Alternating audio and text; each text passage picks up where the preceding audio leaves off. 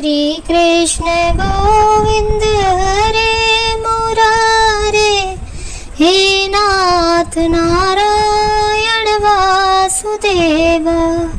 जय श्री कृष्ण दोस्तों, आप सभी का स्वागत है आपके चैनल डिवाइन भक्ति में। आज हम श्रीमद् भगवत गीता का 13वां अध्याय पढ़ने जा रहे हैं, जो इस प्रकार है। श्री भगवान बोले, हे अर्जुन, ये शरीर क्षेत्र इस नाम से कहा जाता है और इसको जो जानता है उसको क्षेत्रज्ञ इस नाम से उनके तत्व को जानने वाले ज्ञानी जन कहते हैं। हे अर्जुन, तू सब क्षेत्रों में क्षेत्रज्ञ अर्थात जीवात्मा भी मुझे ही जान, और क्षेत्रज्ञ को अर्थात विकार सहित प्रकृति का और पुरुष का जो तत्व से जानना है वह ज्ञान है, ऐसा मेरा मत है।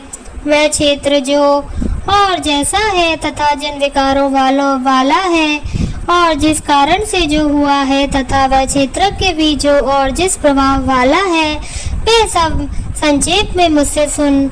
ये क्षेत्र और क्षेत्रज्ञ का तत्व ऋषियों द्वारा बहुत प्रकार से कहा गया और विविध वेद मंत्रों द्वारा भी विभाग पूर्वक कहा गया है, तथा भली भांति निश्चय किए हुए युक्ति युक्त ब्रह्म सूत्र के पदों द्वारा भी कहा गया है। 5 महाभूत, अहंकार, बुद्धि और मूल प्रकृति भी, तथा 10 इंद्रियां, 1 मन और 5 इंद्रियों के विषय अर्थात शब्द, स्पर्श, रूप, रस और गंध, तथा इच्छा, द्वेष, सुख दुख, स्थूल देह का पिंड, चेतना और धृति, इस प्रकार विकारों के सहित यह क्षेत्र संक्षेप में कहा गया है।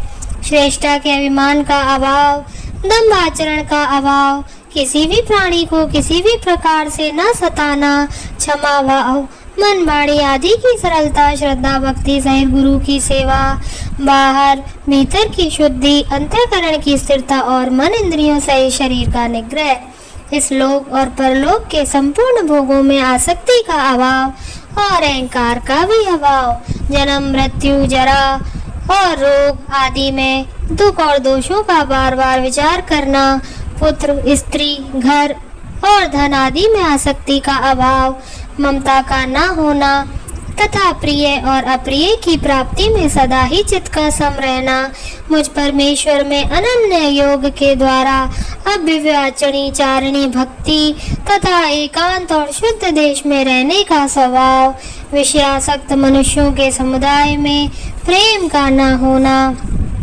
अध्यात्म ज्ञान में नित्य स्थिति और तत्व ज्ञान के अर्थ रूप परमात्मा को ही देखना, ये सब ज्ञान है। और जो इससे विपरीत है वह अज्ञान है, ऐसा कहा है।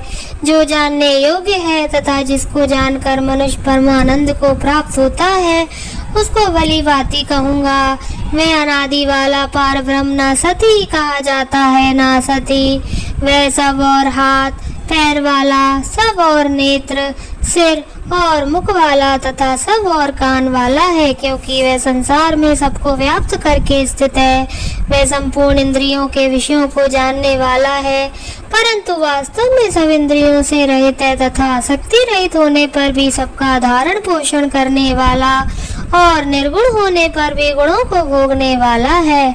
वह चराचर सब भूतों के बाहर भीतर परिपूर्ण है और चर अचर भी वही है, और वह सूक्ष्म होने से अविज्ञ है तथा अति समीप में और दूर में भी स्थित वही है।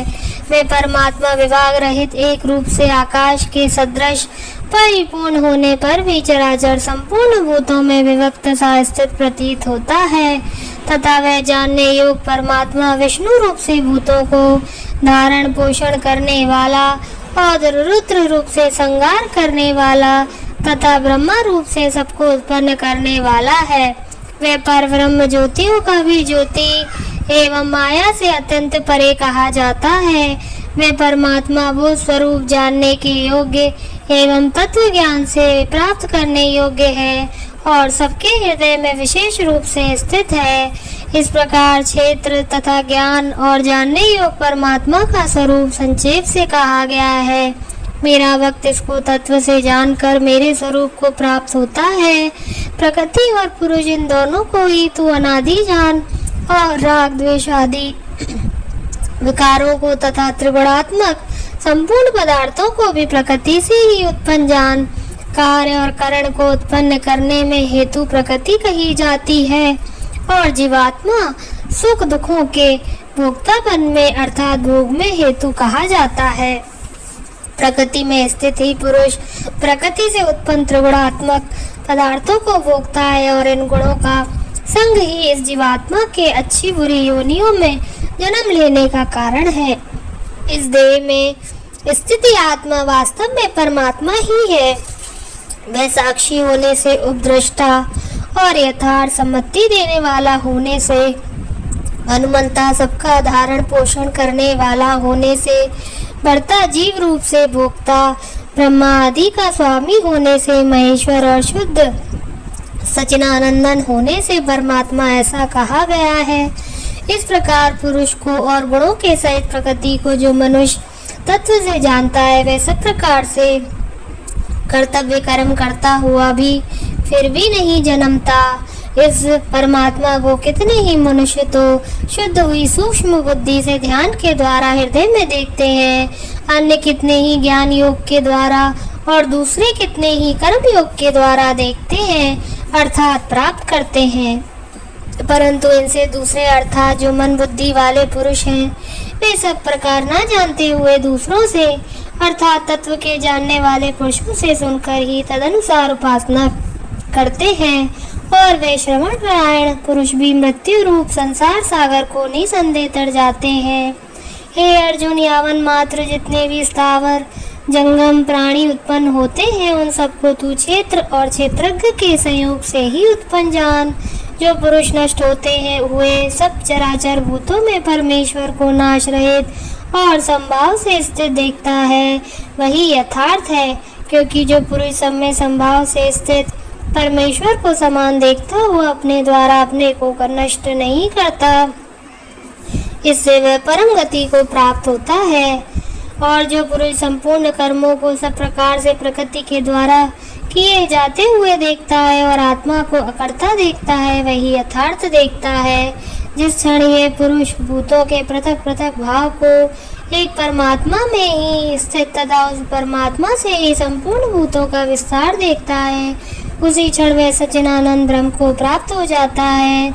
हे अर्जुन, अनादि होने से और निर्गुण होने से यह अविनाशी परमात्मा शरीर में स्थित होने पर भी वास्तव में ना तो कुछ करता है ना लिप्त ही होता है।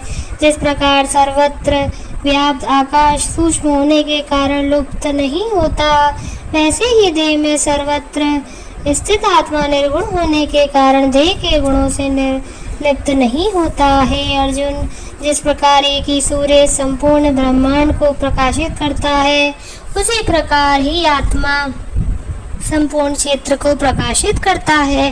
इस प्रकार क्षेत्र और क्षेत्रज्ञ के भेद को तथा कार्य सहित प्रकृति से मुक्त होने को जो पुरुष ज्ञान नेत्रों द्वारा तत्व से जानते हैं वे महात्मा जन परम ब्रह्म परमात्मा को प्राप्त होते हैं। ओम तत्सदी। श्रीमद् भगवद गीता 13वां अध्याय